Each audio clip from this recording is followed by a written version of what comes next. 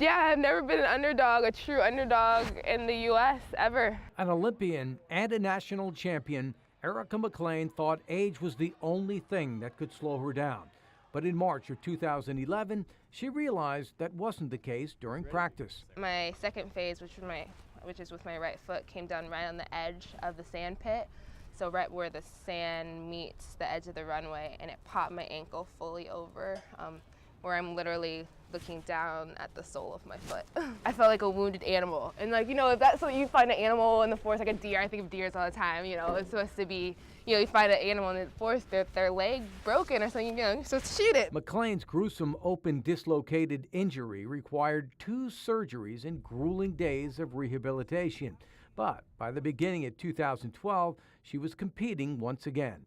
The meet director was so nice, just kind of like let me come in a day earlier so I could kind of get adjusted, even let me use their faculty showers, and I was just like, oh, thanks, this is so exciting.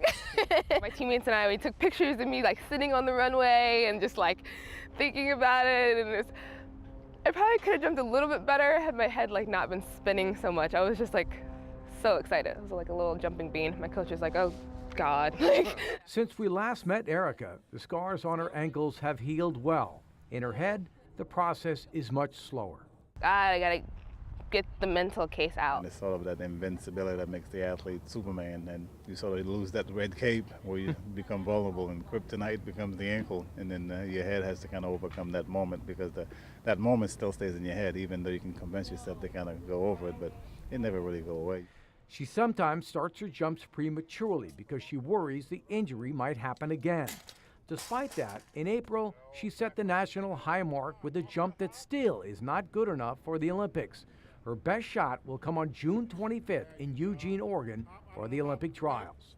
For me, I feel like I'm gonna be like this jittery mess, and jittery messes don't jump 47 feet. That I do know. Either I'm gonna be crying because I'm happy that I made the team, or I'm gonna be crying because I'm sad because I didn't make the team, but regardless, I'm just gonna be crying. Like, I'm gonna be relieved that this is like over. Like, trying to work and get to June 25th since, March 7th when the injury happened has been a really long process. Some nights I can't sleep because my foot hurts too bad, or some mornings I wake up and I'm really stiff and it takes me a couple minutes to get to the bathroom because I'm like literally hobbling. The pain in her ankle is nothing compared to the passion she has to make it to London, especially after one doctor said she'd never jump again.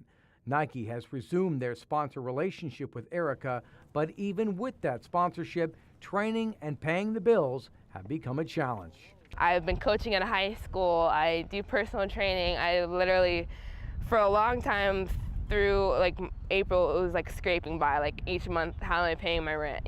My godparents were definitely helping me out, but that creates a whole nother level of stress too.